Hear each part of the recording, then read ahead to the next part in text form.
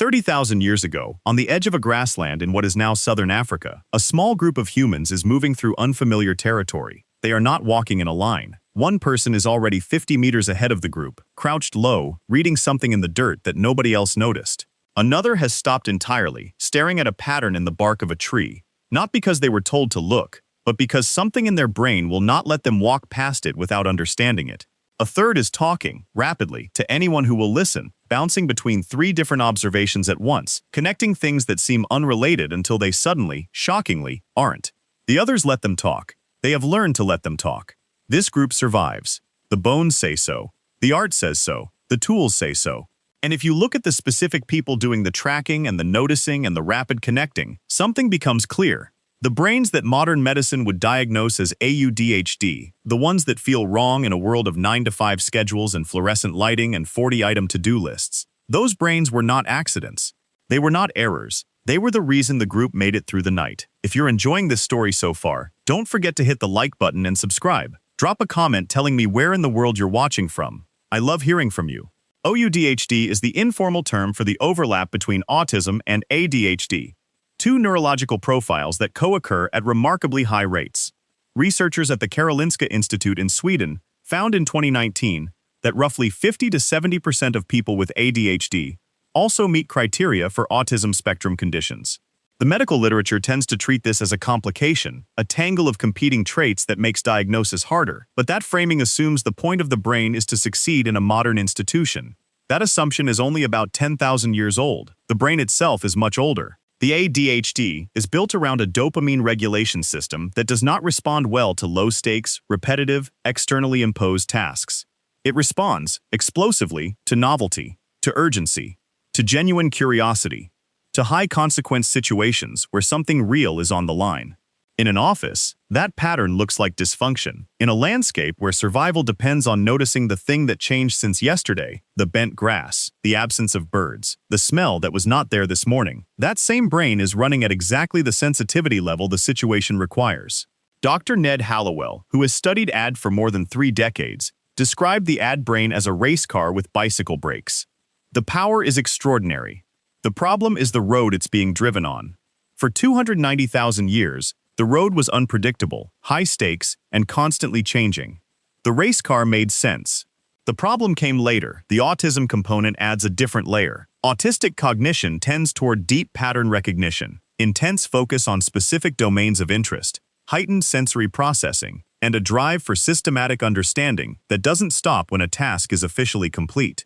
It also frequently produces the kind of memory that doesn't decay easily, the kind that catalogs the behavior of a particular animal species across multiple seasons, or holds the route of 100 water sources across a landscape others have already forgotten. In 1998, Simon Baron-Cohen at Cambridge University proposed that what we now call autism may have been advantageous in ancestral environments precisely because of these features. His research pointed toward autistic cognition as a form of hyper-systemizing, the drive to find and map the underlying rules of complex systems. In a world without books, without recorded data, without databases, the person whose brain compulsively mapped and cataloged the rules of the natural world was not a liability. They were the library. The Hadza people of Tanzania, one of the last remaining hunter-gatherer populations, have been studied extensively by anthropologist Frank Marlowe over more than a decade of fieldwork. What his data consistently showed was that different members of the group occupied structurally different roles, and that those roles required neurologically distinct traits. The individual who tracked game needed sustained, obsessive attention to environmental detail and the capacity to hold a complex spatial map across hours of movement. The individual who resolved conflict within the group needed rapid social reading and emotional calibration. The individual who experimented with new tool designs needed tolerance for failure, interest in novelty, and the willingness to do the same thing 70 different ways to find the one that worked. No single neurological profile produces all of those traits at once. A group does. If you're hooked on this story, make sure to subscribe and turn on notifications so you never miss an upload. Your support means everything and helps me bring you more emotional stories like this one.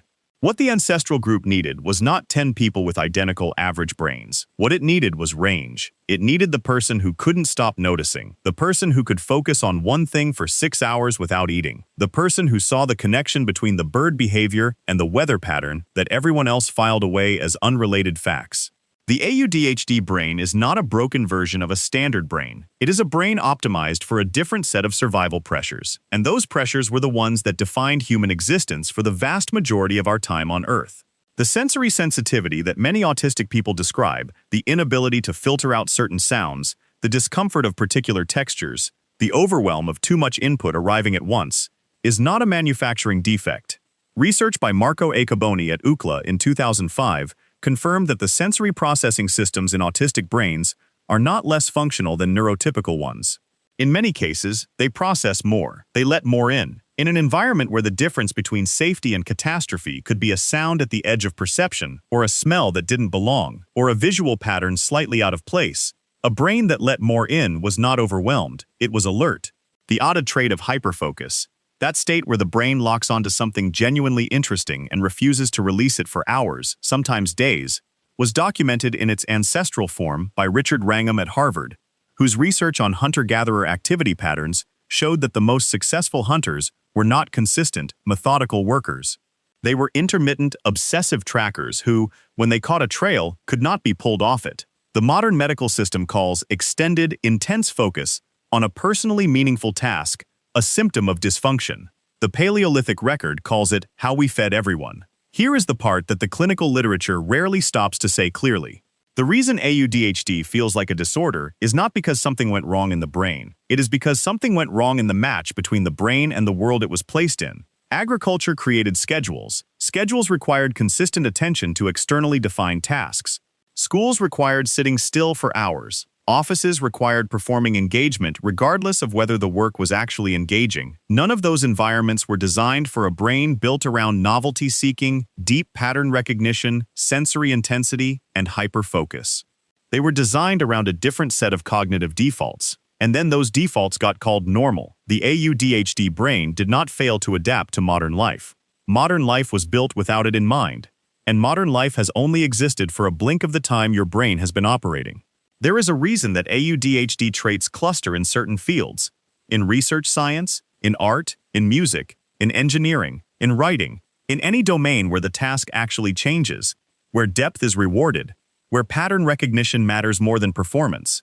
The brain finds the environments that fit it. The environments that fit it happen to be the ones that most closely resemble what it was originally built for, not a 9 to 5, a landscape that kept changing, a problem that was real, a question that mattered. 30,000 years ago, that person crouched in the grass ahead of the group, the one who saw what nobody else noticed, was not struggling to fit in. They were doing exactly what their brain was built to do, and the group behind them was alive because of it. Your brain has been here longer than the systems it keeps colliding with. That is not a diagnosis, that is a timeline. What the modern world also never tells you is that the AuDHD brain processes rejection differently at a neurological level, not as a social inconvenience but as a full system alarm. Dr. William Dodson documented this in 2016 as rejection-sensitive dysphoria, a near-instantaneous emotional response to perceived criticism or exclusion that neurotypical brains simply do not produce in the same intensity. The clinical world frames this as a liability. The ancestral world would have read it differently. A person whose brain treated social rupture as an emergency was a person who worked extremely hard to repair it. Group cohesion in a small band without medicine, without infrastructure, without backup was not a social preference. It was a survival condition. The person who felt exclusion most acutely was often the person most motivated to hold the group together. That same sensitivity, the one that makes a careless comment land like a physical blow, was also the mechanism that detected tension in the group before it fractured, that noticed when someone was withdrawing, that read the emotional weather of a camp the way the tracker read the physical ground. The wound and the gift were never separate. They came from the same place. Thank you so much for watching until the end. If you loved this story, check out the other videos on your screen now. I think you'll really enjoy them. And don't forget to subscribe if you haven't already. See you in the next story.